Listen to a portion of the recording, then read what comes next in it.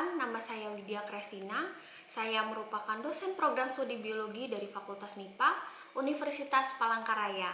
Pada kesempatan ini saya akan menjelaskan mata kuliah yang saya ampu, yaitu mata kuliah mikrobiologi dengan menggunakan metode DIA atau yang kita sebut sebagai Delivery, Interaction, dan Assessment. Sebelum saya menjelaskan mata kuliah yang saya ampu ini dengan menggunakan metode DIA, saya akan mendeskripsikan terlebih dahulu mata kuliah yang saya ampu ini. Mata kuliah mikrobiologi ini merupakan mata kuliah wajib yang baru bisa diambil oleh mahasiswa pada semester 4. Mengapa mata kuliah ini baru bisa diambil pada semester 4? Karena mata kuliah ini diperuntukkan bagi mahasiswa yang telah mengambil mata kuliah biologi umum dan juga biologi sel, di mana kedua mata kuliah ini merupakan mata kuliah prasyarat bagi mata kuliah mikrobiologi. Mata kuliah mikrobiologi ini memiliki bobot SKS sebanyak 3 SKS, di mana 2 SKS adalah teori dan 1 SKS adalah praktikum. Pada mata kuliah ini mengkaji tentang konsep-konsep dasar mikroorganisme beserta keragamannya dan juga mengkaji perkembangan mikrobiologi dan perannya dalam kehidupan sehari-hari maupun aplikasinya dalam kehidupan manusia.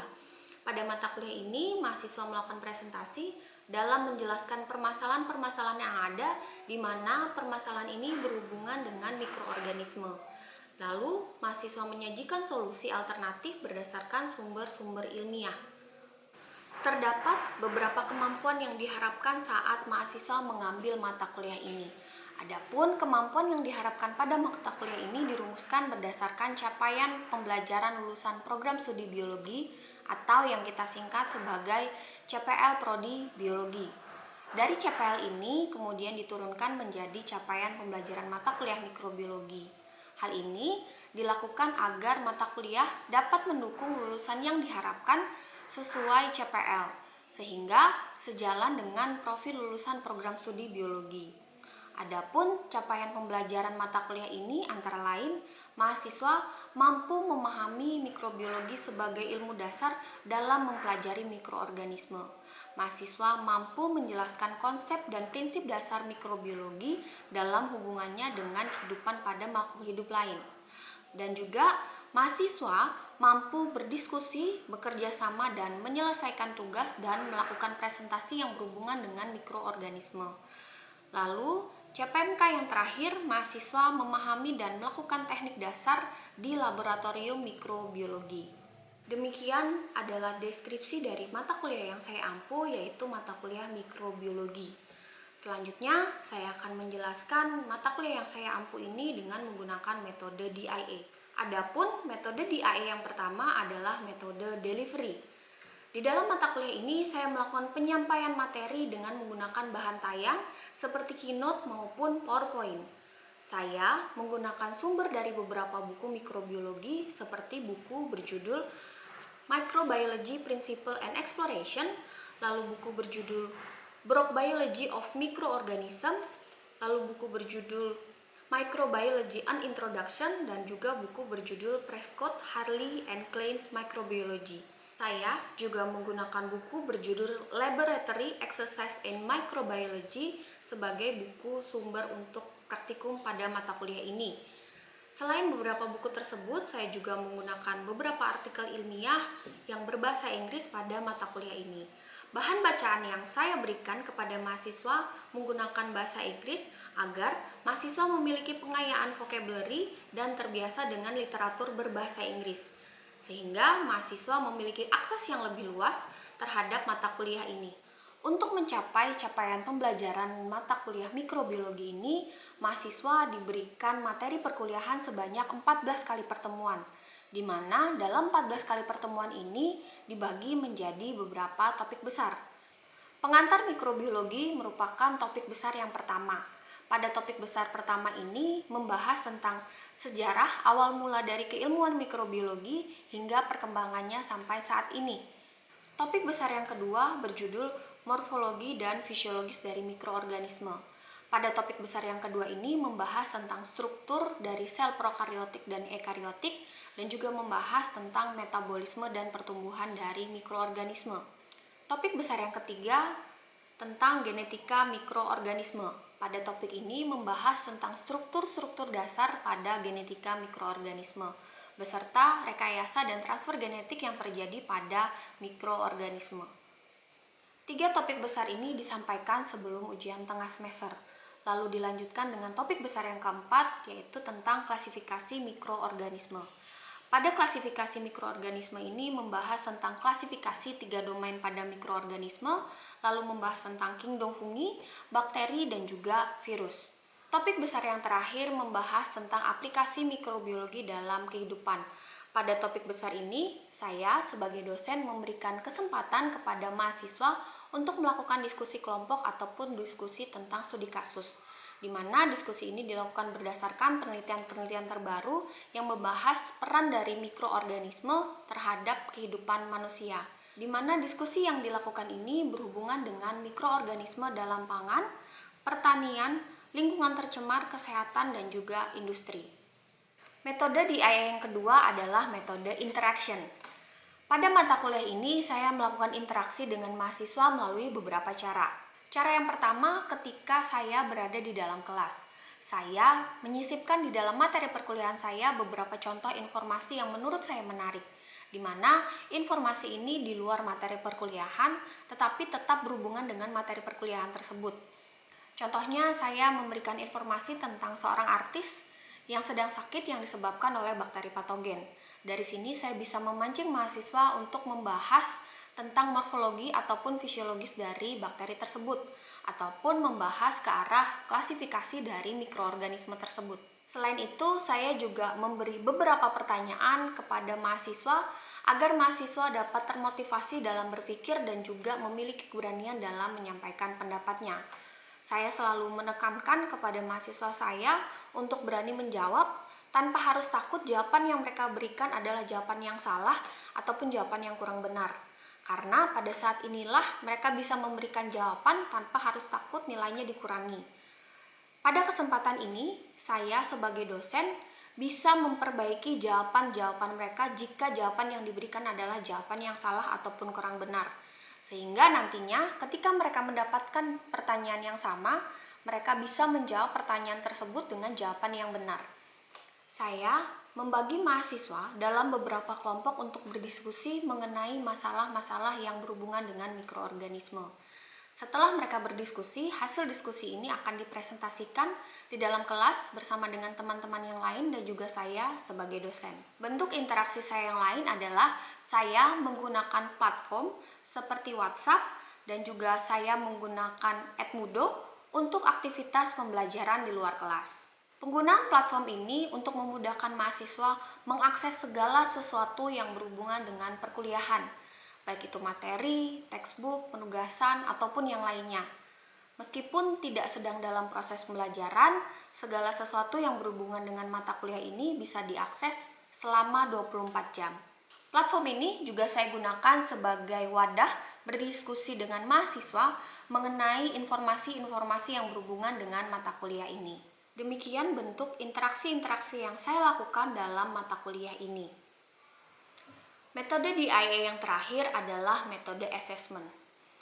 Informasi mengenai assessment ini saya sampaikan pada pertemuan pertama melalui kontrak perkuliahan, di mana saya menginformasikan bentuk penilaian beserta bobotnya kepada mahasiswa. Pengukuran assessment ini disesuaikan dengan sub CPMK yang ingin dicapai pada setiap topik materi perkuliahan. Berikut adalah skema penilaian yang saya gunakan diantaranya melalui kuis, tugas terstruktur, ujian tengah semester, ujian akhir semester, dan juga praktikum.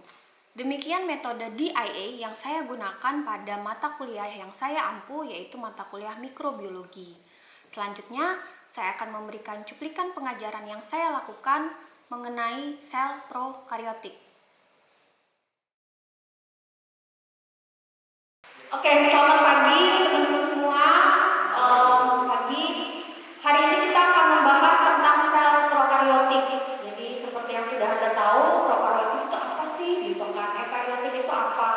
Kalau Anda masih ingat tentang domain, jadi kalau domain itu kan kita ada 3 tuh. Nah, ada 3, ada bakteri, ada archaea, dan juga eukariot. Nah, yang kita bahas ini adalah tentang bentuknya atau morfologinya dari punyanya kelompok dari archaea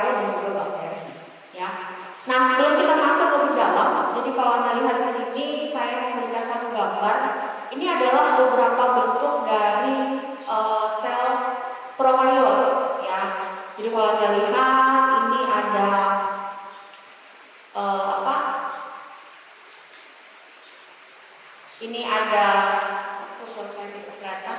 Ini ada bentuk seperti basil, ya, bacillus, ada coccus, ada coccobacillus, ya. Jadi kalau lihat di sini ada yang dia seperti agak lonjong, tapi tidak benar-benar panjang seperti batang. Itu adalah coccobacilli. Jadi kalau coccus itu kan dia bulat, ya, tapi kalau coccobacilli itu dia tidak panjang seperti batang, tapi dia juga tidak seperti coccus. Makanya namanya coccobacilli, ya. Dan di sini kalau Anda lihat ada yang panjang. Nah, ini adalah kelompok dari spiral, ya. Mau Anda masih ingat, ya. Nah, kita akan masuk ke prokariot. Nah, kalau misalnya ada dua domain, ya. Kalau misalnya ada tiga domain, ya. Tiga domain itu ada archae, ada bakteri dan juga ekariot. Kenapa kok bentuk selnya cuma dua? Ada prokariot dan juga ekariot. Jadi uniknya archae dan bakteri ini sebenarnya strukturnya kurang lebih sama, ya, tetapi hanya ada sedikit saja perbedaan, ya, hanya ada sedikit perbedaan. Tetapi kalau secara bentuk, ya, secara susunan itu kurang lebih sama. Makanya kita akan membahas prokariot di sini secara umum, sel prokariot di sini secara umum, ya. Jadi makanya baik itu archae ataupun bakteri, kita juga bisa menyebut itu sama-sama dengan bakteri, ya. Nah, ini adalah bentuk yang tadi saya sebutkan. Ada bentuk apa seperti batang, ada yang spiral, ada juga yang berbentuk seperti lingkaran, ya, seperti lingkaran.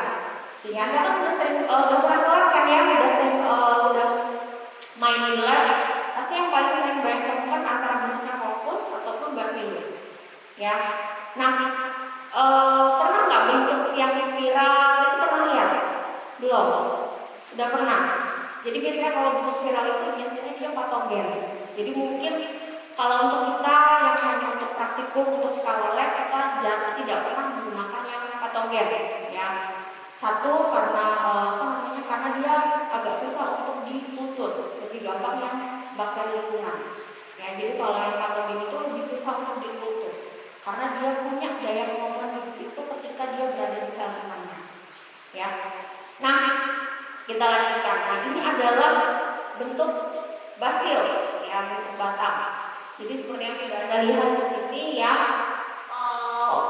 Kalau berdasarkan susunannya itu nanti ada bermacam-macam. Jadi kalau dia hanya satu saja, ya, satu saja selnya, berarti dia disebut bacillus.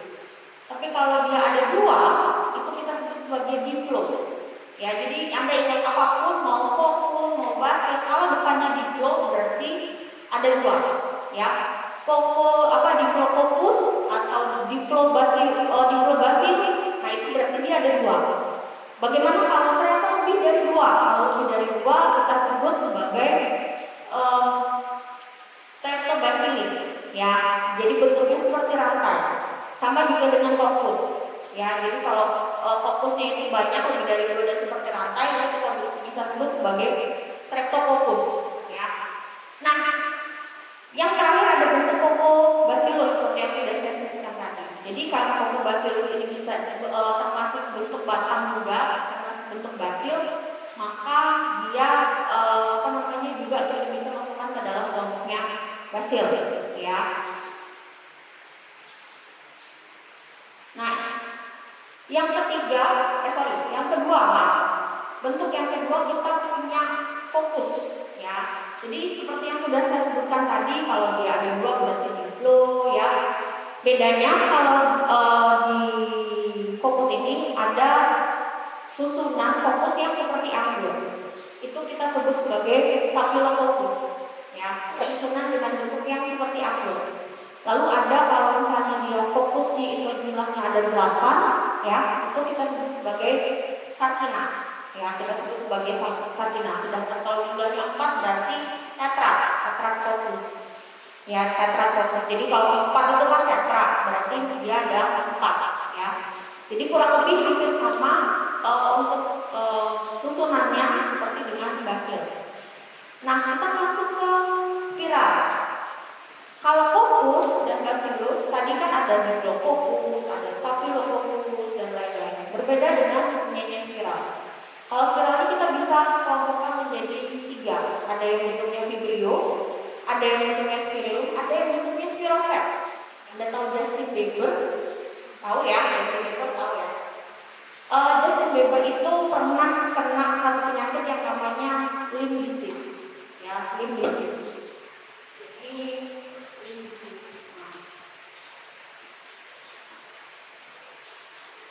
Disease penyakit ya, penyakit limb. Nah, limb disease ini disebabkan oleh Borrelia ini tadi, Borrelia burgdorferi ini tadi. Tetapi dia tidak langsung masuk ke dalam tubuh inangnya. Dia membawa dia ada perantaranya. Jadi ada perantaranya. Jadi ada serangga yang dia sudah membawa Borrelia ini. Ketika serangganya ini menginfeksi manusia, maka nanti Borrelia ini akan secara otomatis masuk ke dalam tubuh manusia. Jadi tidak benar-benar langsung. Jadi kemungkinan besar Justin Bieber itu kita mungkin kemana, kemudian digigit serangga atau bagaimana, ya. Yang pasti Borrelia ini biasanya dibawa oleh serangga. Itu contohnya. Nah, bagaimana dengan bentuk yang lain? Jadi di sini ada bentuk star shape dan rectangular atau bentuk seperti persegi panjang. Ini adalah bentuk yang akan sangat jarang sekali Anda temukan, ya. Biasanya kalau star shape itu ada dari kelompoknya Stella, ya, genus Stella. Kalau nggak punya teman namanya Stella, kalau rectangular itu ada kelompoknya genus Haloartula. Nah, Haloartula ini kelompoknya Archaea, ya, masuk ke dalam kelompoknya Archaeobakteri. Jadi bentuk sel itu kan dibuat berdasarkan penemuan-penemuannya. Nah, sejauh ini yang sudah ditemukan yang seperti ini. Jadi bentuk sel-sel lain ini ada sel ini ada star shape dan juga rectangular atau bentuk persegi panjang. Kita masuk ke strukturnya, ya, ke strukturnya. Strukturnya itu struktur sel prokariot. Struktur sel prokariot kita kelompokkan menjadi 3 kelompok, ya. Kita kelompokkan menjadi 3 kelompok. Jadi pertama dinding sel dulu. Bagian kelompoknya dinding sel. Nah, dinding sel itu bagian yang di atas, ya. Bagian terluar kita sebut struktur ekstraseluler, ya. Ekstraseluler, eksternal. Jadi kita bagi 3 kelompok. Yang di tengah ini ada dinding sel, jadi supaya Anda lebih gampang ingat. Lalu yang lapisan pertama itu ada bagian eksternal. Lapisan yang kedua ada dinding sel. Lapisan yang ketiga ada internal, sel internal. Nah, kenapa ada pembagian ini? Jadi nanti bagian eksternal ini adalah bagian yang nanti akan ditempeli, misalnya contohnya oleh bagian flagel. Jadi ini gambaran sel flagel secara umum, ya. Makanya kalau Anda lihat di sini, ini ada flagel, ada fimbre, ya, ada pili. Jadi bagian eksternal ini nanti bagian eksternal ini yang nanti akan ditempel oleh pili, ada fimbre, ya. Jadi kalau Anda masih ingat, flagel, fimbre ini adalah bentuk alat gerak, ya. Nah, sedangkan bagian dinding sel itu bagian yang di tengah, ya. Dinding sel, lalu bagian yang paling dalam itu ada bagian internal yang kita sebut sebagai membran plasma. Ya, membran plasma yang berarti isinya ada ribosom, ada nukleus, ya, dan teman-temannya yang lain. Nah, kita masuk ke alat gerak. Jadi seperti yang sudah saya sebutkan tadi, alat gerak itu kan ada macam-macam, ada flagel, ada fimbre, ada pili, ya. Kalau Anda masih ingat, nah, flagel ini kalau Anda lihat di sini ada 4 jenis, ya. Jadi kalau dia berada di seluruh bagian sel dan jumlahnya banyak, ada di seluruh bagian sel, itu kita sebut sebagai peritrichus, ya, peritrichus. Sedangkan gambar yang kedua, yang B, ya, yang B ini, jadi kalau Anda lihat dia hanya satu, itu bisa kita sebut sebagai mono kan satu, ya, monotrichus. Sedangkan kalau dia ada ada lebih dari satu tetapi terpusat pada satu kutub, itu kita sebut sebagai Lopotrichus. Ya, Lopotrichus jenis flagel Lopotrichus. Sedangkan kalau flagelnya itu ada di kutub-kutubnya, ada di ujung dan di ujung, itu bisa kita sebut sebagai Amphitrichus. Ya, kita sebut sebagai Amphitrichus. Jadi itu adalah bentuk flagel-flagel pada bakteri. Nah, apakah eukaryot punya flagel atau tidak? Eukaryot punya flagel atau tidak? Masih ingat nggak? Kalau prokaryot punya nih di sini. Kalau eukaryot punya atau enggak? Punya ya. Oke, punya. Nah, bedanya antara flagel prokaryot dengan eukaryot itu adalah cara mereka menggerakkan flagelnya. Jadi meskipun sama-sama punya flagel, tetapi bentuk cara bakteri ini menggunakan flagelnya itu berbeda. Biasanya flagel bakteri ini lebih bentuknya itu bukan bentuknya, pergerakannya itu dengan cara memutar, berotasi. Sedangkan flagelnya eukaryot itu dia seperti ombak, ya. Jadi berombak seperti itu. Jadi kalau ada bentuknya yang begini. Nah, itu bedanya antara flagel prokaryot dengan eukaryot. Dinding sel gram negatif ini berbeda dengan gunanya gram positif, ya. Jadi kalau tadi dinding sel gram positif itu ada dia tambahan yang namanya asam peptid, kalau gram negatif ini punya membran luar, ya. Jadi dinding sel gram negatif ini tidak hanya tersusun oleh peptidoglikan, tetapi dia punya tambahan yang namanya membran luar. Membran luar inilah yang memiliki sifat toksin. Jadi kebanyakan seperti yang saya sebutkan tadi, bakteri gram negatif itu kan kebanyakan sifatnya patogen, ya, patogen. Nah, dinding sel gram negatif ini punya yang namanya lapisan membran luar. Membran luar inilah yang memiliki susunan yang dia mengandung sifat toksin, ya. Jadi membran luar ini terdiri atas lipopolisakarida, lipoprotein dan fosfolipid, ya, fosfolipid. Jadi seperti yang sudah saya bahas tadi, ada yang namanya porin. Nah, porin ini biasanya memberikan kesempatan, ya, jadi mengizinkan ada beberapa molekul yang bisa lewat untuk masuk ke dalam sel. Contohnya ada peptida, disakarida, ada nukleotida, ya, ada asam amino, ya. Nah, kalau tadi kita bahas yang di bagian kedua, sekarang kita masuk ke bagian yang di dalam, paling dalam, yaitu struktur di dalam dinding sel. Jadi seperti yang sudah saya sebutkan tadi, kalau struktur bagian dalam ini berarti dia banyak mengandung ribosom, ya, ada nukleotida dan lain-lain.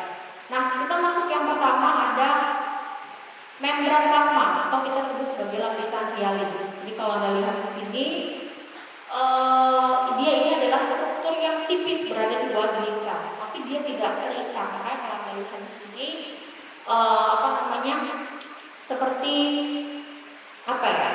Kalau Anda lihat, jadi kayak seperti berdiri sendiri, ya. Jadi seperti berdiri sendiri bagian sini, ya. Jadi lapisannya, nah itu dia seperti berdiri sendiri. Nah, fungsinya ini adalah beberapa fungsi dari lapisan hialin tadi, ya. Jadi dia fungsinya lebih ke arah filter, ya, dia selektif. Kira-kira apa saja yang boleh keluar dan apa aja yang boleh masuk, ya. Nah, selanjutnya ada sitoplasma, ya, ada sitoplasma. Nah, di dalam sitoplasma inilah terdapat ribosom, ada nukleolus, ada yang namanya infusi, ya. Nah, ini adalah ciri-ciri dari sitoplasma itu tadi. Lalu kita masuk ke nukleus, ya, nukleus. Jadi seperti yang sudah Anda tahu, nukleus ini mengandung materi genetik. Jadi kita sebut sebagai kromosom bakteri, ya. Kalau namanya bakteri itu, nukleusnya itu tidak punya selubung nuklear atau selubung nukleus, ya. Jadi berbeda dengan punyanya eukaryot. Jadi kalau bakteri itu kromosomnya itu tidak dikelilingi oleh membran atau ya, dan juga tidak mengandung yang namanya histon, ya, tidak mengandung yang namanya histon. Itulah kenapa kromosomnya itu menempel pada bagian yang kita sebut sebagai prokariot. Jadi inti sel yang tidak memiliki membran itu kita sebut sebagai prokariot, ya, sebagai prokariot. Jadi ini adalah salah satu penciri yang membedakan dengan ekariot, ya. Lalu selanjutnya ada plasmid, ya. Plasmid ini juga mengandung materi genetik. Bedanya dengan nukleus, plasmid ini tidak berhubungan untuk menghasilkan keturunan yang baru, tetapi tetap memiliki materi genetik. Kalau misalnya sudah ada nukleus yang punya materi genetik, kenapa harus ada plasmid?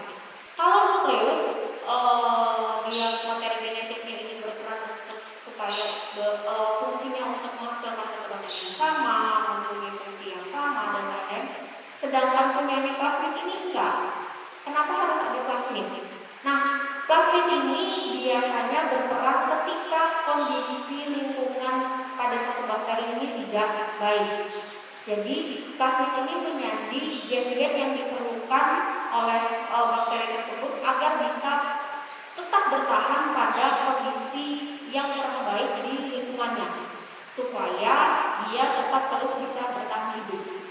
Ya, jadi ketika nanti lingkungannya kembali normal, nutrisinya kembali terpenuhi, faktor lingkungannya sudah bagus, nanti selnya tidak akan membutuhkan DNA plasmid lagi. Nantinya DNA plasmid itu akan dibuang. Dia akan kembali menggunakan nukleus itu tadi. Nah, ada dua contoh faktor plasmid itu ada faktor F dan faktor R. Jadi yang saat ini sudah ditemukan ada faktor F dan faktor R. Jadi fungsinya berbeda, ya. Beberapa antibiotik itu cara dia bekerja supaya dia bisa membunuh bakteri patogen itu ada salah satu caranya adalah dengan menempel pada ribosomnya. Jadi ada yang antibiotik ini menempel pada bagian dinding selnya sehingga dinding selnya ini tidak berfungsi. Ketika dinding selnya tidak berfungsi, maka secara otomatis nanti bakterinya tidak akan bisa bertahan hidup. Ada juga antibiotik yang dia menempel pada ribosomnya. Jadi ketika dia menempel pada ribosom, nanti secara otomatis sintesis protein pada bakteri itu tidak akan bisa berjalan, ya. Jadi Anda pernah dengar, Anda kalau antibiotik itu pernah minum apa? Erythromycin, apa antibiotik? Streptomycin, gentamicin, apa? Nah, itu adalah contoh beberapa antibiotik yang saya sebutkan tadi. Kalau ada streptomycin, gentamicin, erythromycin, chloramphenicol, itu adalah contoh antibiotik yang dia menyerang bagian ribosom, ya, yang menyerang pada bagian ribosom, ya. Nah, pertanyaan saya, Anda punya ribosom atau tidak? Punya ya, punya nggak kan? Punya ya. Nah, kira-kira nih kalau misalnya antibiotik ini kita minum, ya, yang menyerang ribosom itu tadi, kira-kira ribosomnya kita kena nggak? Kena juga nggak? Atau cuma ribosom bakterinya aja? Ribosom bakterinya aja. Iya ya. Siapa tadi namanya Mas? Siapa? Krisna. Oh ya, makasih Mas Krisna. Jadi yang diserang hanya ribosom bakterinya saja. Kenapa? Karena strukturnya kita dengan strukturnya bakteri itu kan nggak sama. Makanya nanti antibiotiknya itu cuma akan mencari ribosom yang punyanya bakteri, bukan ribosom yang lain. Ya, jadi dia akan lebih spesifik. Makanya ketika Anda minum antibiotik itu tidak akan ada masalah meskipun dia menyerang bagian-bagian dari bagian-bagian dari sel. Karena itu tadi punyanya prokariot sama ekariot itu nggak sama, ya.